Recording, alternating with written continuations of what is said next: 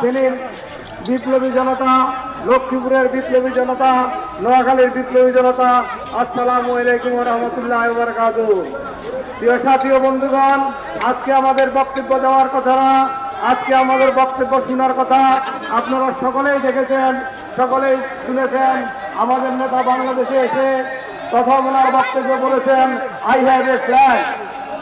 আজকে উনি ওনার নানার দেশের, আজকে উনি ফেনীর জন্য, বৃহত্তর নোয়াখালীর জন্য ওনার যে প্ল্যান, সেই প্ল্যান আজকে আমাদের সামনে উপস্থাপন করবে।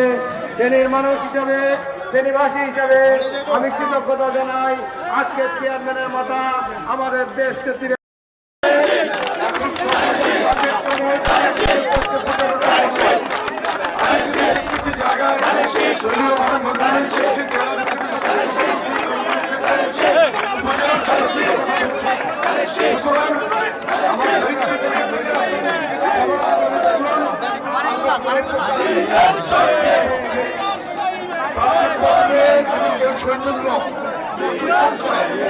তাহলে কিন্তু আমরা এটা কোন রকম কোনো কিছু আমি জানি আপনারা কাজ করছেন এবং এখানে বিপুল ভোটে জয়লাভ করবে। প্রত্যেকটি আসনে বিএনপি এখানে উপস্থিত আছেন। আব্দুল মিন্টু ভাই, শাহজাহান ভাই, ফারুক ভাই, বিপি জালাল ভাই সহ সবচাইতে এখানে সৌভাগ্য বান আমি মনে করি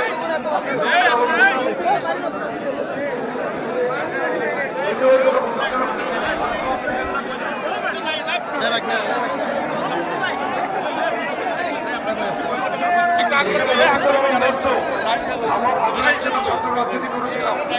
আমি যখন একটি থানা প্রেসিডেন্ট বলবো, আবার অতিথি থানার অধীনস্থ একটি ওয়ার্ড প্রেসিডেন্ট চলে আসছে, সে ঢাকা মহানগরীর কনভেনার এবং দেশটি বাগান খালেদার আসনে নির্বাচন করছে। অত্যন্ত ভাগ্যবান। প্রত্যেকের জন্য আমাদের শুভেচ্ছা রইল, দোয়া রইল। ইনশাল্লাহ বিজয় নিয়ে আমরা আবার এই ফেরিতে আসবো। আশা রেখে শুধু একটি কথা বলতে চাই, এই যুবদলের যারা আছেন একটু হাত তোলেন তো। যুবদল ধানের শীষের পক্ষে আমাদেরকে থাকতে হবে। ধানের শীষের পক্ষে আমাদের শক্তিশালী অবস্থান থাকতে হবে যুবদলের।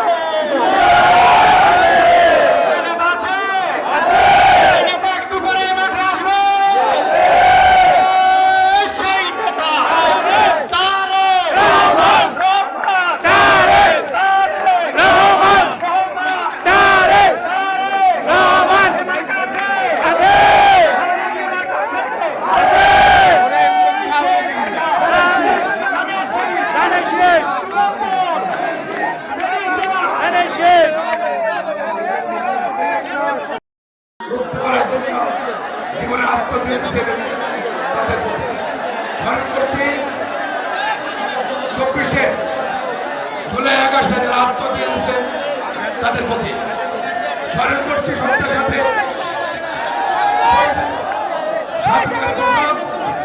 বীর মুক্তিযোদ্ধা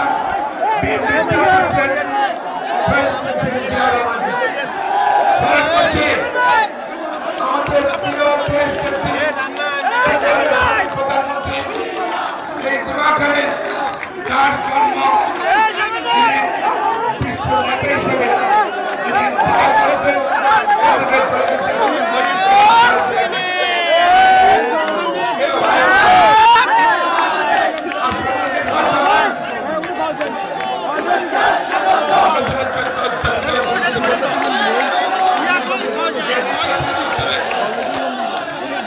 অস্থিরতা থেকে স্থিরতা আনবে।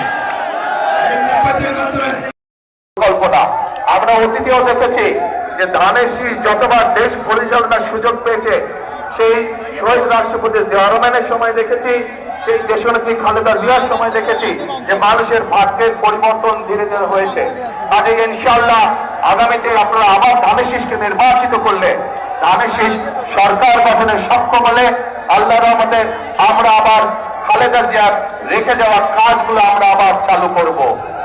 শহীদ জিয়ার রেখে যাওয়া কর্মসূচিগুলো আমরা আবার চালু করব, যাতে করে দেশের মানুষের ভাগ্যের পরিবর্তন হয়। প্রিয় ভাই বোনেরা, কথা একটাই, একটু প্রথমে বক্তব্যের বলেছে যে ফেনী, লক্ষ্মীপুর, নোয়াখালী এইখানকার মানুষের যেমন বিএনপির উপরে একটা হক বা দাবি আছে, ঠিক বিএনপিরও এই 3 জেলার মানুষের উপরে একটা হক বা দাবি আছে। কি সেই দাবি? ধানের শীষকে নির্বাচিত করা। কারণ এটা খালেদা জিয়ার এলাকা, খালেদা জিয়া এই এলাকার সন্তান, খালেদা জিয়া এই এলাকার মেয়ে। স্বাভাবিকভাবেই ধানের শীষ নির্বাচিত হলে খালেদা জিয়ার সম্মান বৃদ্ধি পাবে। এবং আমি মনে করি এই এলাকার মুরব্বী সহ, মা বোনেরা সহ, তরুণ যুবক সহ, তরুণরা সহ সকলে তাদের এলাকার সন্তান খালেদা জিয়ার সম্মান আসমানের উপরে তুলে ধরবে ইনশাআল্লাহ। প্রিয় ভাই বোনেরা, আসুন 12 তারিখে আমরা গণতন্ত্রকে পুনঃপ্রতিষ্ঠিত করি।